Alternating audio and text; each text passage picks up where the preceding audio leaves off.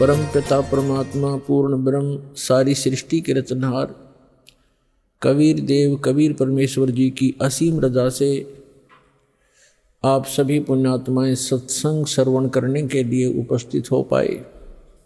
मानुष जन्म दुर्लभ है, मिले न बारंबार। तरुवर से पत्ता टूट गिरे वो बोहरने लगता डर। पृथ्वी पति चकवे गए जिनके चक्र चलंत। रावण सरीखे कौन गिण हैं, ऐसे गए अनंत। मानुष जन्म पाए के जो नहीं रटे हरि नाम। जैसे कुआ जल बिना फिर बनवाया क्या काम। राम नाम की लूट है, लूटी जाते लूट। पीछे फिर पछताओगे, हे प्राण जहांगे छूट। नंगा आया जगत में, नंगा ही तू जाए। बीच में ख्वाबी ख्याल है, ये मन माया भरमावे। मर्द गर्द में मिल गए वो रावण से रणधीर। कंस के सी चाणोर से भाई हिरण्यकशिपु बलबीर। तेरी क्या बुनियाद है, जीव जन्म धर लेते। गरीब दास हरि नाम बिना तेरा खाली रह जा खेत। जिन हर की चोरी करी और गए राम गुण बोले। ते बेदना बागुल किए है, रहे उर्द मुख झोले। राम रटत कोड़ी भलो, चू चू पड़े जो चामे। वो सुंदर शरीर किस काम का, जा मुख नाही नाम। राम रटत कन्या भली, साकट भलो न पूते। जैसे छेरी के गल में गल थना, जिसमें दूध ना मूत। राम रटत दारिद्र भलो, टूटी घर की छान। वो सुंदर महल किस काम के, जहाँ भक्ति नहीं भगवान। कबीर जिव्या तो वाए भली, जो जप हरि नाम। नहीं तो काट के फेंक दियो, ये मुख में बलो ना चाम। परम पिता परमात्मा परमेश्वर हमारे पिता, सबके जनक सर्व उत्पादक परमात्मा प्रभु कबीर साहब जी कबीर जी ये परम अक्षर ब्रह्म है, सारी सृष्टि के रचनहार हैं। और पुण्यात्माओं, आपके ऊपर रहम किया उस दीन दयाल ने, आपको ये तत्व ज्ञान समझाया, आप तक पहुंचाया। आप तक ये तत्व ज्ञान पहुंचाने के लिए उस परमेश्वर ने कितने कितने कष्ट उठाए।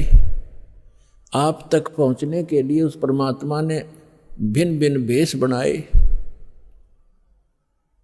और आप जी ने इस काल की भांग को इतना पी लिया कि इस काल के इस नकली सुख, इस झूठे सुख के नशे में आप भगवान को पहचानना भूल गए। परमेश्वर कहते हैं, मैं रोवत हूँ सृष्टि को, सृष्टि रोवे मोहे। गरीबदास इस वियोग को समझ न सकता कोई। हमारे पिता कहते हैं, हमारे भगवान कहते हैं कि मैं तुम्हें रो रहा हूँ, तुम्हारे लिए भटक रहा हूँ कि तुम गलत स्थान पर रह रहे हो। या कोई जीव सुखी नहीं, या सुख नाम की वस्तु नहीं। और आप यहाँ सुख खोज रहे हो और सुख देने वाले उस भगवान की खोज कर रहे हो, उसके लिए रो रहे हो, तड़फ रहे हो। मैं तुम्हारे लिए रो रहा हूँ कि मैं हूँ वो परमात्मा, मैं तुम्हारा जनक हूँ, मैं तुम्हारा पिता हूँ। आप जी ने ये गलती की जिस कारण से आप इस काल कसाई के यहाँ फंस गए हो। किसी का बेटा मार रहा है, किसी की बेटी मार दी, कोई किसी का जमाई मर गया, किसी के कैंसर होगी, किसी की टांग कट गई, किसी को कैंसर है, कोई कोड से भुगत रहा है। और शेष बचे हुए ये सोचते हैं कि हम ठीक हैं। यदि आप रोग रहित हैं, कल मृत्यु होगी, फिर गधे बन जाओगे, तो क्या खाक ठीक हो आप? इसलिए परमात्मा याद दिलाते हैं, कबीर ये माया अटपटी, सब गट आण अड़ी, किस किस को समझाऊं, या कुएं भांग पड़ी। परमात्मा कहते हैं किस किस को समझाऊं। इस काल भगवान ने इस नकली सुख की एक कुएं के अंदर जैसे 1, 2, 3 क्विंटल भांग घोल कर डाल दे कोई, उस कुएं का जल चाहे 1000 व्यक्ति पी ले, और पीने के उपरांत उनकी एक जैसी गतिविधि, एक जैसी भाषा, एक जैसी चाल हो जाती है, क्योंकि सबको वो नशा हो चुका है। तो इस काल भगवान ने इस त्रिगुणमयी माया की इतनी मात्रा डाल रखी है आपके अंदर कि आपको इतना नशा हो गया इसका। जैसे किसी के पास बढ़िया मकान, कोठी हो जाती है, कार हो जाती है, उसको नशा है वो, और वो फूला नहीं समाता, और वो भूल जाता है बालक कल मृत्यु हो जाएगी, ये कार कोठी तेरे साथ नहीं जाएंगी, यहाँ बुद्धि क्यों नहीं आती आपकी। परमात्मा हमें याद दिलाना चाहते हैं कि इन सुखों को जहां आप यहाँ खोज रहे हो, आपको सतलोक में मिलेंगे। यहाँ तो आपने